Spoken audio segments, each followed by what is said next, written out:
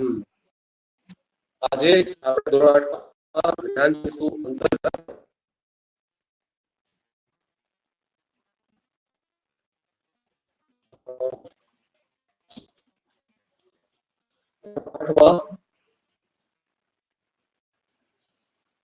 અહીંયા જોઈ શકો છો અત્યારે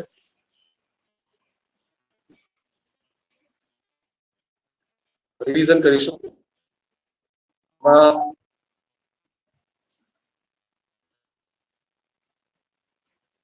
અત્યારે sing this with the help of your teacher, practice the alphabet sound. alphabet અંગ્રેજીમાં જેને આપણે સમજીશું, જે પાછળથી આર્ટિકલની એક્સરસાઇઝ કરવા માટે પણ આપણને ખૂબ જ કામમાં આવશે. તો અહીંયા જોઈએ A for apple, A for ant. Sound અહીંયા જે ગુજરાતીમાં અ B for bat, B અહીંયા bat on B. ગુજરાતીમાં એનો સાઉન્ડ થશે બ બ બ. C for cat and C for cup. C for cup, D for dog, D for doll. તો D એટલે ડ ડ ડ. E for E elephant. તો A fish. F for f. G for goat and G for grass. G. H for head and H for hat. H for insect. E. J for juice, J for jug. J. K for king, K for kite. K. L for lamb, L for lip. L. M for monkey. M. N for neck, N for nose. O for ocean, O for orange. O. P for pig, for parrot.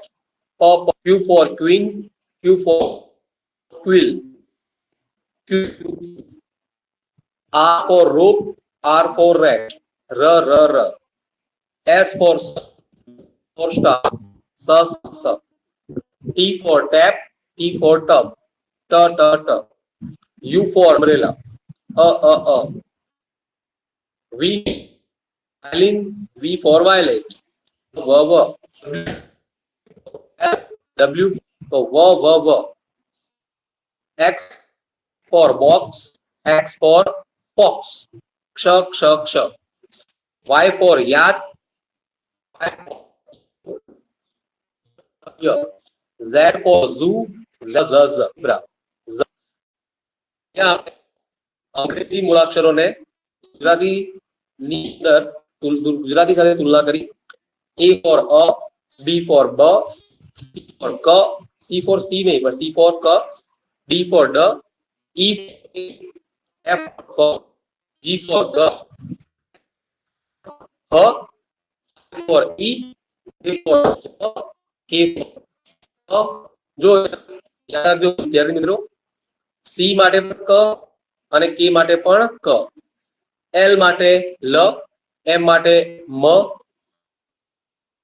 N માટે ન, O માટે ઓ, P માટે પ, Q માટે Q. ઘણી વખતે Q sound ક માટે પણ વપરાય છે. આ એટલે ર, સ, ઈ એટલે કે ટ, યુ એટલે કે અ. જ્યારે અ સાઉન્ડ થી સ્ટાર્ટ થાય છે, જ્યારે આપણે આર્ટિકલ શીખીશું ત્યારે જોઈશું. W જો અહીંયા V for વ છે, W સપોઝ કે વ્હાઈટ, વેલ, વોટર, તો વ, W એટલે વ. X તો બોક્સ, ફોક્સ, ક્ષ. Y yard, Y for yellow, તો ય. અને Z for z. ઓકે, તો ગુજરાતી મૂળાક્ષરને અંગ્રેજીના ગુજરાતી મૂળાક્ષરો અને અંગ્રેજી મૂળાક્ષરો સાઉન્ડ જોયો. જઈએ અહીંયા લેટર આલ્ફાબેટ છે અને સાઉન્ડ આપેલા છે. અહીંયા તમારે ઘરે પ્રેક્ટિસ કરવાની છે. ફર્સ્ટ લેટર અને સેકન્ડ લેટર. તો પહેલી એબીસીડી કેવી રીતે લખાય છે જોઈએ. આપણે 3 લીટીમાં આપણે લખવાની રહેશે. A B C D E F G H I J K L L L O P Q R S T U V W X Y અને Z. અહીંયા ભૂલ મિત્રો કરે છે કે ફર્સ્ટ લેટર હંમેશા વાક્યનો પહેલો અક્ષર અને નામનો પહેલો અક્ષર કેપિટલ હોય છે. તો અહીંયા બધા જ કેપિટલ લેટર આપેલા છે. ઘણા મિત્રો પી લખવામાં પણ ભૂલ કરતા હોય છે, એક્સ લખવામાં પણ ભૂલ કરતા હોય છે, એન લખવામાં પણ ભૂલ કરતા હોય છે અને એમ લખવામાં પણ ભૂલ કરતા હોય છે. જેથી દોષ થાય છે, સ્પેલિંગ મિસ્ટેક થાય છે અને આપણા માર્ક્સ કપાઈ જાય છે. આપણે સેકન્ડ લેટર જોઈએ. તો અહીંયા બીજી એબીસીડી આપેલી છે જેની અંદરથી આપણી પાસે 4 લીટી વાળી જે નોટ છે એની અંદર કેવી રીતે લખવું. તો અપર હંમેશા યાદ રાખો કે જેનું માથું હોય, જે લેટર્સનું માથું હોય એ ઉપરની અડાડી દેવાનું. ઉપરની 3 લીટીમાં આપણે આલ્ફાબેટ્સ આપણા જે મૂળાક્ષરો છે એ વચ્ચેની લીટીમાં લખીશું. બરાબર છે. ધારો કે વચ્ચેની લીટીમાં લખીશું બીજી એબીસીડીમાં. જો માથું હોય તો ઉપર જશે અને પગ હશે એ નીચે આવશે. જોઈએ માં જુઓ તો માથું ઉપર જાય છે, ડી માં માથું ઉપર જાય છે, એફ માં માથું ઉપર જાય છે, એચ માં માથું ઉપર જશે, કે હવે કે માં પણ ઉપર જશે, એલ અને ટી. બરાબર. વચ્ચેની એબીસીડીમાં લખવાના જે 4 લીટી વાળી નોટ છે આપણી એ છે, સી છે, ઈ છે, એમ છે, એન છે, ઓ છે, આર છે, એસ છે, યુ છે, વી છે, ડબલ્યુ છે, એક્સ અને ઝેડ છે. આ પણ તમારે પ્રેક્ટિસ કરવાની છે. હવે એવા લેટર્સ જોઈએ આપણે કે જે નીચે 3 લીટી જે આપણી પાસે 4 લીટી વાળી નોટ છે એમાં નીચે વચ્ચેની લીટીથી નીચે જશે. જોઈએ અહીંયા તો ઝી છે, જે નીચે જશે, જે છે એ પણ નીચે જશે, પી જશે. હંમેશા યાદ રાખો કે કેપિટલ લેટર્સમાં પી ઉપર આવે અને નીચે બીજી એબીસીડીમાં આવે. ક્યુ જુઓ અહીંયા અને વાય. તો આ લેટર્સ છે. આ રીતે આપણે એબીસીડી લખવાનો પ્રયત્ન કરીશું. હવે આગળ જઈએ તો હંમેશા યાદ રાખો થી જ વાક્ય પૂર્ણ બને છે.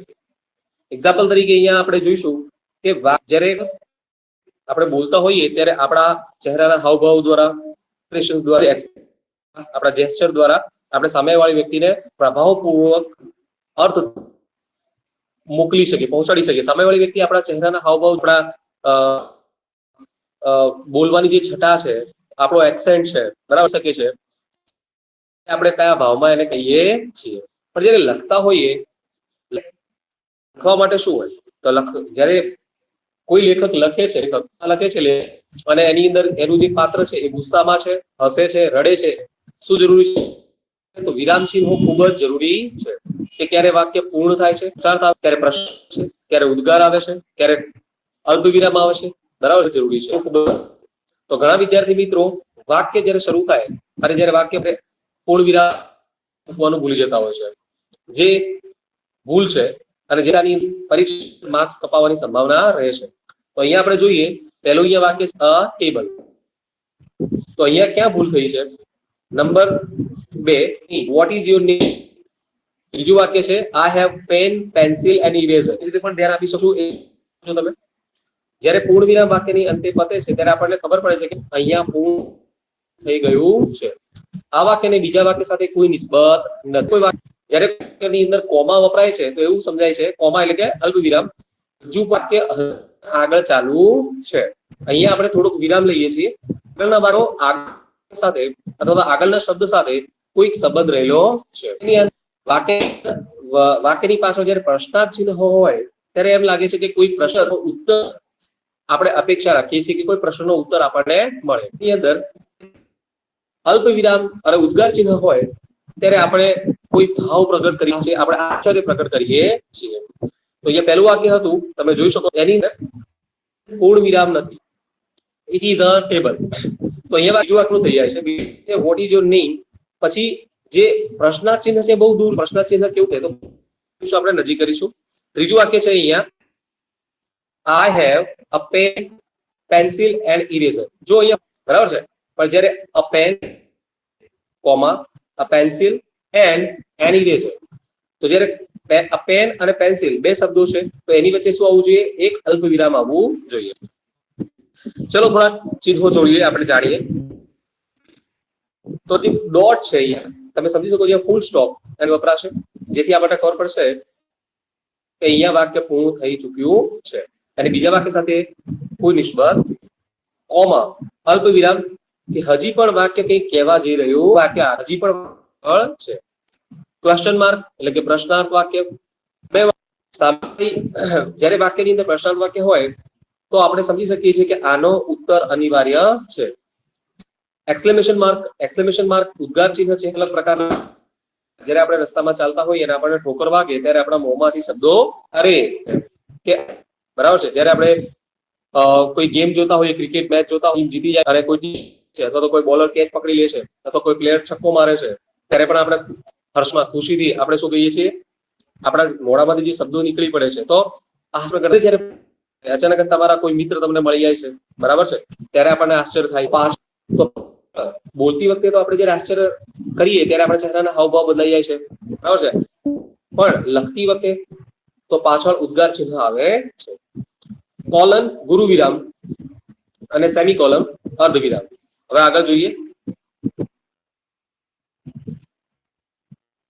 તમે વિદ્યાર્થી મિત્રો ધોરણ 7 ની અંદર, બરાબર છે, તો અહીંયા આપણે થોડી આર્ટિકલની પ્રેક્ટિસ કરીએ.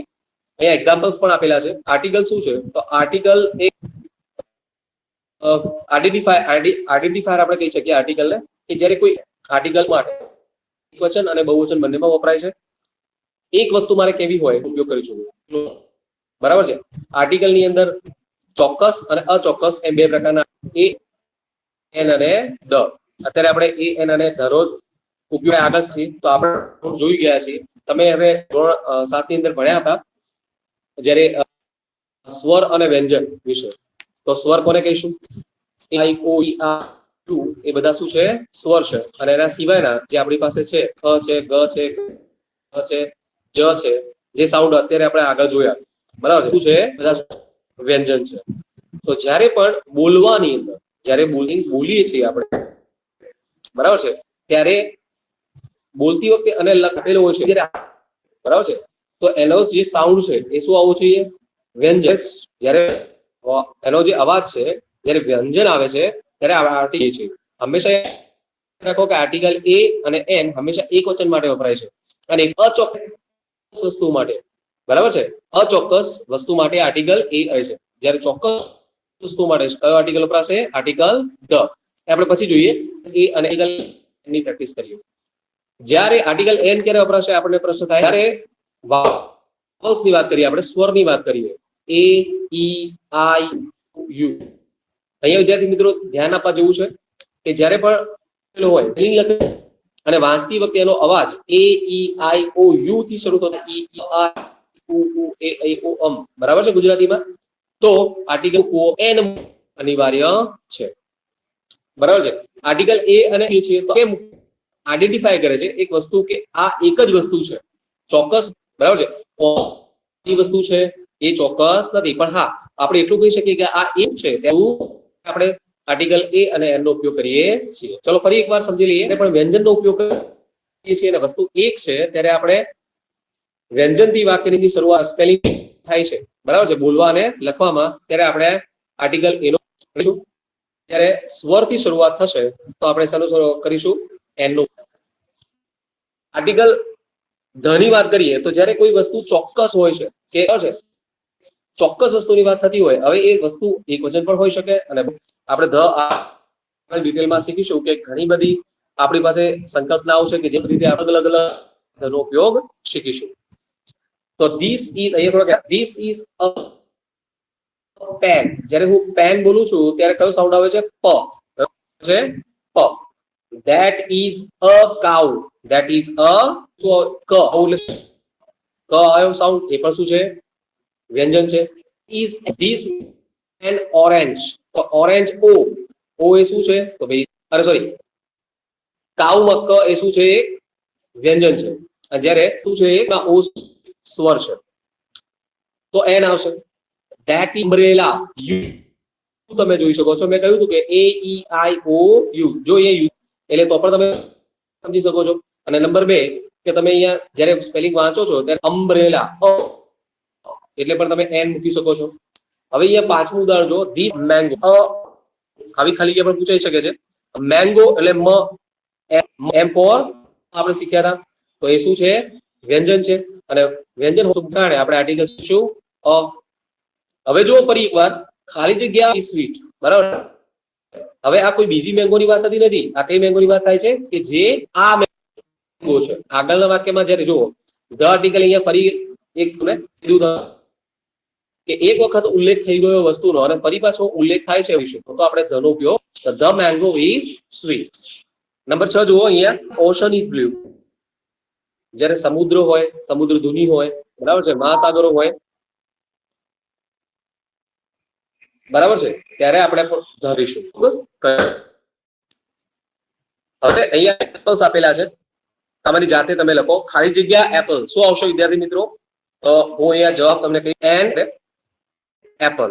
કેમ એન એપલ આવશે? કારણ કે આ સ્પેલિંગ ની શરૂઆત છે વાંચતી પણ શું વંચાય છે? એપલ. અને સ્પેલિંગ નો પહેલો અક્ષર પણ શું છે? અ એ છે, બરાબર છે, કે જે શું છે? બીજું જો અહીંયા કેટ, કેટ સી પર શું શીખ્યા હતા આપણે?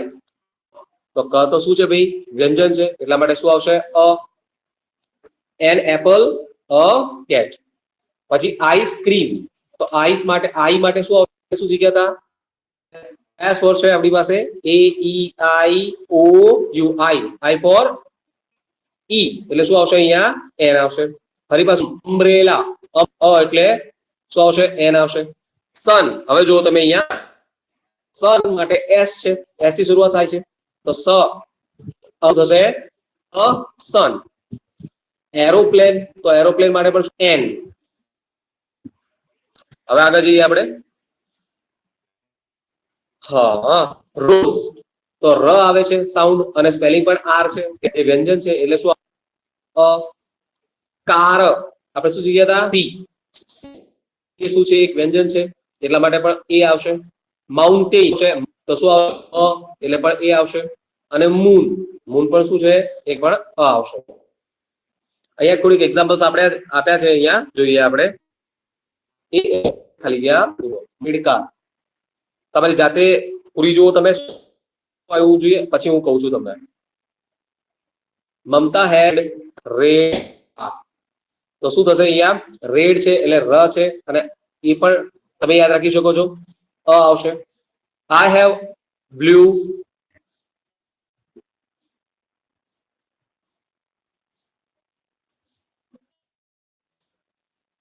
તો બ્લુ એટલે શું આવશે? બ આવશે, બરાબર છે, એટલે એ. બલજીત હેડ ખાલી જગ્યા ઓરેન્જ, તો ઓરેન્જ તમે સમજી શકો છો આપણા બબલ્સ કયા છે, સ્વર કયા છે? AEIOU, એટલે પણ એન આવશે. અહીંયા શું આવશે? An. My brother can recite ખાલી જગ્યા ગીતા. હવે અહીંયા ગીતા કોઈ છોકરીનું નામ નથી, પણ કોઈ ધર્મ પુસ્તકો હોય, મહાન ગ્રંથો હોય, બરાબર છે, તો હંમેશા મહાન ગ્રંથો કે ધર્મ પુસ્તકોની આગળ શું આવશે?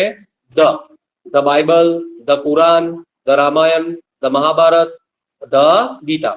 તો અહીંયા આર્ટિકલ શું આવશે? ધ. રોહન વિઝિટેડ ખાલી જગ્યા તાજમહલ લાસ્ટ વીક.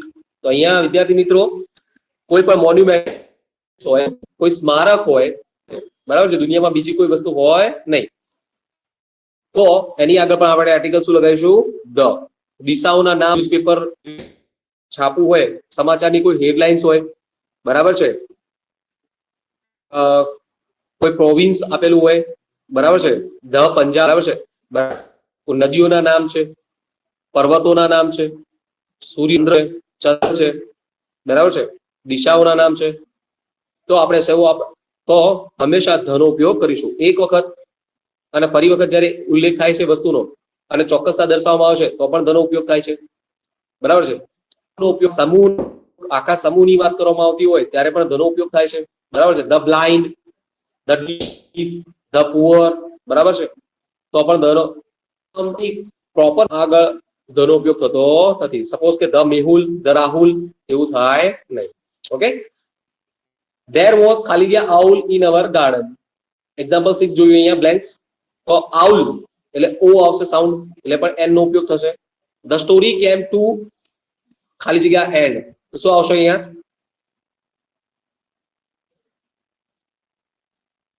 આનો જવાબ મને આપજો. the story came to ખાલી જગ્યા end. પ્રોફાઇલ છે અહીંયા એ આપણે આવતીકાલે જોઈશું.